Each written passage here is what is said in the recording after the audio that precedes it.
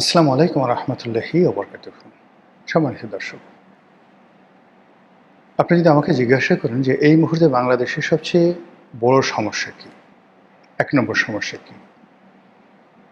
আমি বলব যে চাঁদাবাজি। মানুষের জীবন তছনছ করে ছেড়ে দিয়েছে। যদি আপনি ডক্টর মোহাম্মদ ইউনূসের জামানাতে ১ নম্বর সমস্যা চিহ্নিত করতেন, তাহলে সেখানে দুটো সমস্যা আসতো। প্রথম সমস্যা ছিল আইনশৃঙ্খলার অবনতি এবং দ্বিতীয় ছিল মব, এবং এ দুটো সম্মিলিতভাবে মব এবং আইনশৃঙ্খলার অবনতি। তখনও চাঁদাবাজি হয়েছে, কিন্তু সেই চাঁদাবাজি মবের কারণে, আইনশৃঙ্খলার অবনতির কারণে প্রথম ১ নম্বরে আসতে পারেনি। বিএনপি সরকার ক্ষমতায় আসার পর আইনশৃঙ্খলা অটোমেটিক্যালি স্বয়ংক্রিয়ভাবে আগের চাইতে ভালো হয়েছে। মানুষের মধ্যে নিরাপত্তা বোধ চলে এসছে, পথে ঘাটে ছিনতাই, রাহাজানি এগুলো তুলনামূলকভাবে কমে গেছে। কিন্তু ১ নম্বর সমস্যা হিসেবে চাঁদাবাজি এখন প্রতিটি জনপদের মানুষের জীবনকে তছনছ করে ছেড়ে দিচ্ছে। সাম্প্রতিক সময় এটা যে কতটা নির্মম সেটা আপনারা জানেন, যে একজন মানবিক ডাক্তার, বাংলাদেশে খুবই প্রশংসিত, আলোচিত, এবং তার মুখ এবং অঙ্গভঙ্গি সব কিছুই পবিত্র। তিনি কিডনির ডাক্তার, কিডনি চিকিৎসক। তার হাসপাতালে এ যাবৎ ২,০০০ কিডনি রোগীর তিনি বিনামূল্যে অপারেশন করে দিয়েছেন। তো সেই মানবিক ডাক্তারের যে ক্লিনিক, সেই ক্লিনিকে চাঁদাবাজি করেছে বিএনপির নামে, যুবদলের নামে। বিষয়টি প্রধানমন্ত্রীর কানে গেছে, তিনি যুবদলের সভাপতিকে পাঠিয়েছেন। ইতিমধ্যে চাঁদাবাজ গ্রেপ্তার হয়েছে, তার সহযোগী সহ। কিন্তু এগুলো যতটা না আলোচিত হচ্ছে, তার চেয়ে বেশি আলোচিত হচ্ছে সেই যে মানবিক ডাক্তার, তিনি অশ্রু সিক্ত নয়নে, ঝরঝর করে তার চোখ দিয়ে পানি বেরোচ্ছে। তিনি কিছু একটা বলার চেষ্টা করছেন, কিন্তু আবেগে তিনি সেই কথাগুলো বলতে পারছেন না। তার সেই অশ্রুসিক্ত নয়নের ছবি সম্বলিত ফটোকার্ড সারা বাংলাদেশকে নাড়িয়ে দিয়েছে। এর ফলে চাঁদাবাজির যে ঘটনাটি আবার নতুন করে সামনে চলে এসছে। র্যাব অনেকদিন ধরে নিষ্ক্রিয়। শেখ হাসিনার পতনের পর থেকে আসলে র্যাব নিষ্ক্রিয় পুরোপুরিভাবে। আর এর আগে যখন জাতিসংঘে নিষেধাজ্ঞা দেওয়া হলো, তখন র্যাব অটোমেটিক্যালি তাদের কার্যক্রম তারা গুটিয়ে এনেছিল। এই বাহিনীটি বিএনপির জমানায় প্রতিষ্ঠিত হয়েছিল, এবং বিএনপির প্রথম দিকে এই বাহিনীটির যে কার্যকারিতা, তার ফলে বিএনপির শাসন ক্ষমতাটা টিকে গিয়েছিল এই র্যাব প্রতিষ্ঠা করার ফলে। আদারওয়াইজ যেভাবে চাঁদাবাজি, খুন, ধর্ষণ, রাহাজানি ওটা বেড়ে গিয়েছিল, তখন র্যাবের উপস্থিতি মানুষ আশীর্বাদ হিসাবে নিত। কিন্তু যা হয়, যে কোনো একটা বাহিনী, যে কোনো একটা মানুষ, যে কোনো একটা পরিবার প্রতিষ্ঠান যখন খুব ভালো করে এবং মানুষ প্রশংসা করে, তখন আর তারা স্বাভাবিক অবস্থায় থাকে না। র্যাবেরও ঠিক সেম অবস্থা হলো। সেনাবাহিনী থেকে, পুলিশ বাহিনী থেকে যে সমস্ত লোক র্যাবে পদায়ন লাভ করত, সঙ্গে সঙ্গে তাদের একটা বিরাট অংশ আজরাইলে পরিণত হতো। এবং শেখ হাসিনার জমানাতে নয়, একেবারে বিএনপি জমানাতে শেষের দিকে এই র্যাব রীতিমতো ফ্রাঙ্ক আইনস্টাইনের দানবে পরিণত হয়েছিল 2005 এবং 2006 সনে। এবং তারপর সেই দানব হতে হতে তারা মহাদানব হয়ে গিয়েছিল। এবং নারায়ণগঞ্জের যে হত্যাকাণ্ড, কিংবা ইলিয়াস আলীর যে গুম, চৌধুরী আলমের গুম থেকে শুরু করে আরও বহু অপকর্মের সাথে তারা যেভাবে নিজেদেরকে জড়িয়ে পড়ে ফেলেছিল, সেটা রীতিমতো ডাকাতি বললেও ভুল হবে। একজনের পক্ষ হয়ে চাঁদাবাজি করা, খুন করা, ধর্ষণ করা, এরপরে নারী লিপ্সা থেকে শুরু করে, মানে র্যাবের কর্মকর্তাদের বিরুদ্ধে এমন কোনো পাপ কার্য নাই যে কাজের অভিযোগ তাদের ছিল না। এবং এটা বাড়তে বাড়তে বাড়তে বাড়তে এমন একটা পর্যায়ে চলে গেল যে নারায়ণগঞ্জে 7 মার্ডারের মাধ্যমে বলতে গেলে আল্লাহর গজব নাজিল হলো এই বাহিনীটির প্রতি। এরপর জাতিসংঘের নিষেধাজ্ঞা আসলো। এরপর থেকে এরা চুপচাপ, কিন্তু আবার নতুন করে তাদেরকে সক্রিয় করার চেষ্টা করা হচ্ছে। ইতিমধ্যে আমরা শুনেছিলাম যে র্যাব বিলুপ্ত করে দেওয়া হবে, কিন্তু সেটা হচ্ছে না। আপনারা জানেন যে সরকার চাঁদাবাজির ব্যাপারে সতর্ক অবস্থানে আছে, তারা জানে, এবং ইতিমধ্যে নাকি ৪,৫০০ সারা দেশে চাঁদাবাজ আছে, শীর্ষ চাঁদাবাজ, যাদেরকে চিহ্নিত করা হয়েছে এবং এদেরকে খুব দ্রুত গ্রেপ্তার করা হবে। তারা গোয়েন্দার নজরদারিতে আছে এবং তাদেরকে মানে একেবারে টার্গেট করে করে ধরা হবে, এরকম প্রচার পুলিশের পক্ষ থেকে করা হচ্ছে, র্যাবের পক্ষ থেকে করা হচ্ছে। যখন এই ধরনের আওয়াজ হয়, আপনি ধরে নিতে পারেন যে সেখানে কিছুই হয় না। ফলে এই যে ৪,৫০০ চাঁদাবাজ ধরবে, এটা আমার কাছে মনে হচ্ছে চাঁদাবাজ ধরা তো দূরের কথা, এখানে চাঁদাবাজদের পশমও তারা স্পর্শ করতে পারবে না। লোক দেখানো হয়তো ৪,৫০০ চাঁদাবাজের মধ্যে ৪.৫ ডজন বা ৪.৫ হালি তারা ধরতে পারেন, আবার তারা বের হয়ে আসবে এবং জেলখানাতে গিয়েও তারা সেই চাঁদাবাজি চালাবে। যারা জেলে গেছেন এবং জেলে যারা কুখ্যাত সন্ত্রাসীদেরকে দেখেছেন, তারা জানেন যে সন্ত্রাস এবং চাঁদাবাজের যে নেটওয়ার্ক এরকম একটা শক্তিশালী অবস্থায়, যে চাঁদাবাজরা কলকাতাতে থাকুক, সন্ত্রাসীরা দুবাইতে থাকুক কিংবা জেলখানাতে থাকুক, ডাজ নট ম্যাটার, তাদের যদি সিস্টেমটা চালু থাকে তাহলে তারা যে কোনো জায়গাতে বসে এই চাঁদাবাজিটা করতে পারে।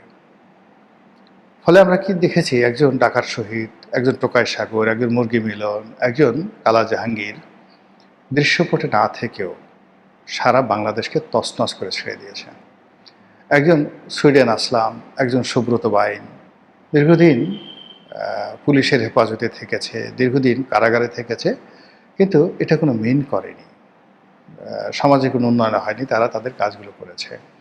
আবার ধরুন শীর্ষ সন্ত্রাসী জিসান থেকে শুরু করে অন্য যাদের নাম শুনতে আমরা পেরেছি, এরা কখনো ব্যাংককে থেকেছে, কখনো দুবাইতে থেকেছে, কিন্তু বাংলাদেশে তাদের সিন্ডিকেশনটা বন্ধ হয়নি। সেই অর্থে এখন এই নতুন সরকারের আমলে অতীতের চাঁদাবাজির যে সিন্ডিকেট ছিল, প্রায় সবগুলো সিন্ডিকেট এখন আছে। তার সঙ্গে সঙ্গে যে সিন্ডিকেটের সাথে, চাঁদাবাজ সিন্ডিকেটের সাথে ৮০ দশকে ৯০ দশকে রাজনীতিবিদদের আসলে সম্পর্ক ছিল না, কিন্তু ২০০১ সন থেকে এই চাঁদাবাজ সিন্ডিকেট, আন্ডারওয়ার্ল্ডের যে ডন, তাদের সঙ্গে একটা পলিটিক্যাল কানেক্টিভিটি চলে আসে। রাজনীতিবিদরা একে অপরের বিরুদ্ধে এই সিন্ডিকেটকে তারা ব্যবহার করতে থাকে। ফলে আমরা কখনো কখনো 7 স্টার গ্যাং, কখনো আমরা 5 স্টার গ্যাং তাদেরকে দেখেছি এবং এখনও সেই গ্যাংগুলো কিন্তু সক্রিয় আছে। তাদের অনেকগুলো আস্তানা এই ঢাকা শহরে রয়েছে। কখনো তারা টঙ্গী, কখনো তারা উত্তরা, কখনো তারা মোহাম্মদপুর, কখনো তারা সায়েদাবাদ, কখনো তারা গুলশান এর বিভিন্ন এলাকাকে কেন্দ্র করে তাদের সাম্রাজ্যের হেডকোয়ার্টার তারা স্থাপন করে বসে। তো যেটা বলছিলাম যে এই চাঁদাবাজির যে সিন্ডিকেটগুলো ইনুর জমানাতে যখন নতুন করে হাত বদল হলো, আওয়ামী লীগের হাত থেকে নতুন হাতে আসলো, তখন সেখানে অনেকে জড়িয়ে পড়ল। সেখানে আওয়ামী লীগ যারা ছিল তাদের দ্বিতীয় সারির, তৃতীয় সারির যারা লোকজন তারা ছিলেন, তার সঙ্গে সঙ্গে আবার নতুন রাজনৈতিক সংযোগ, নতুন মাস্তান, বিদেশ থেকে অনেকে চলে এলো, জেলখানা থেকে অনেকে বের হয়ে এলো। ফলে এটা চাঁদাবাজির একটা স্বর্গ রাজ্যে পরিণত হয়ে গেল এবং সেটি বর্তমান জমানাতে এসে রীতিমতো প্রাতিষ্ঠানিক রূপ লাভ করেছে। ফলে একসময় যেটা ভারতের হাজী মাস্তান, ছোট শাকিল, ছোট রাজন, দাউদ ইব্রাহিম, এই যে গ্যাংস্টারগুলোর নাম আমরা শুনতে পেরেছি, যারা কেবলই মাত্র ভারত নয়, মুম্বাই নয়, ইসলামাবাদ, মুম্বাই, দিল্লি, ঢাকা, দুবাই, পুরো এলাকাতে দাপিয়ে বেড়াতো এবং এখনও দাপিয়ে বেড়াচ্ছে। তো এই সিন্ডিকেটের সঙ্গে বাংলাদেশের চাঁদাবাজ সিন্ডিকেটের যদি যোগাযোগ হয় বা হয়ে গিয়ে থাকে, আমি খুব আশ্চর্য হব না। আপনারা কি শুনেন নাই যে অতীতে দাউদ ইব্রাহিম কিভাবে মুম্বাই এবং ঢাকাতে তাদের প্রভাব বিস্তার করেছে? কত বড় আন্ডারওয়ার্ল্ডের ডনরা গিয়ে দাউদ ইব্রাহিমের সাথে দেখা করেছে, কোন চলচ্চিত্র নায়ক দেখা করেছে, নায়িকা গিয়ে দাউদ ইব্রাহিমের বাহুলগ্ন হয়ে এসেছে। আপনারা সেই খবর মোরাললেস সবাই জানেন। This is underworld. তো যেটা বলছিলাম যে শিরোনামে, যে চাঁদাবাজি সবাই বলছে বন্ধ হবে, অ্যাকশন হবে, কিন্তু এটা বন্ধ কেন হচ্ছে না, নির্মূল করা যাচ্ছে না? এর কারণ হলো পলিটিক্যাল পাওয়ার। রাজনৈতিক যে শক্তি, সেই রাজনৈতিক শক্তি যখন সামহাও চাঁদাবাজির সঙ্গে মিশে যায়, তখন চাঁদাবাজি কখনো বন্ধ হয় না। দ্বিতীয়ত হলো যে যখন একটি সমাজ ভেঙে পড়ে, আপনার চোখের সামনে চাঁদাবাজি হলো, একটা বিল্ডিংয়ে ধরেন 24টা 25টা বা 50টা 100টা পরিবার থাকে একটা ফ্ল্যাটে। তো সেখানে একটা পরিবারকে টার্গেট করে চাঁদাবাজরা অন্যায় করছে। প্রতিদিন বাড়ির সামনে তারা সিন ক্রিয়েট করছে, ঢিল মারছে, গালাগালি করছে, ইপটিজিং করছে। কিন্তু ওই পরিবারের ওই বিল্ডিংয়ে বসবাসরত কোনো মানুষ সংঘবদ্ধভাবে তারা বের হয়ে আসছে না, তারা চাঁদাবাজকে ঘেরাও করছে না, তারা ধরছে না, কেউ একজন সম্মুখ সারিতে নেতৃত্বে এগিয়ে আসছে না, বিবেক কাজ করছে না, তখন চাঁদাবাজি বন্ধ হয় না।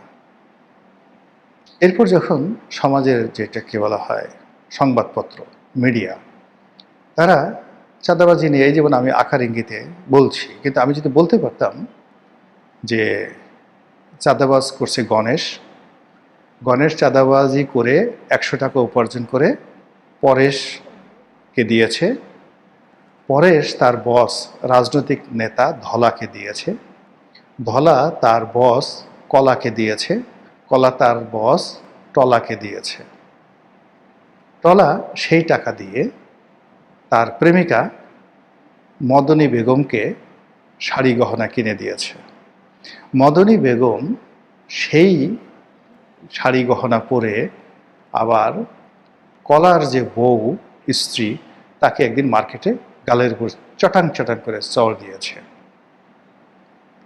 এইরকমভাবে যদি আমরা টু দি পয়েন্টে চাঁদাবাজি নিয়ে কথা বলতে পারতাম, তাহলে এই লোকদের সম্পর্কে একটা ঘৃণা তৈরি হতো। সমাজ এদেরকে বয়কট করত, রাষ্ট্র এদেরকে বয়কট করত, জনগণ এদেরকে ঘৃণা করত। কিন্তু আমরা এই কথাগুলো বলতে পারছি না। চাঁদার সঙ্গে অর্থ জড়িত, চাঁদার সঙ্গে রাজনীতি জড়িত, চাঁদার সঙ্গে সেক্স জড়িত, চাঁদার সঙ্গে সংসারের সুখ শান্তি জড়িত, চাঁদার সঙ্গে মার্কেটিং জড়িত, এবং চাঁদার সঙ্গে এমনকি ধর্মকর্ম জড়িত। এই বিষয়গুলো আমরা খোলামেলাভাবে বলতে পারছি না বা বলছি না। আমাদের সেই সাহস নেই, আমাদের সেই শক্তি নেই, আমাদের সেই ইমানি তাগত নেই। ফলে কি হলো? চাঁদাবাজি বেড়েই যাচ্ছে এবং চাঁদাবাজি কমছে না। কেবলই মাত্র বাংলাদেশে একমাত্র চরমোনাই পীর সাহেবের যে আছেন, তিনি একবার চাঁদাবাজি নিয়ে সরাসরি কতগুলো কথা বলেছিলেন, এবং তখন তারেক রহমান সাহেব লন্ডনে ছিলেন, বিএনপি তখন ক্ষমতা আসেননি।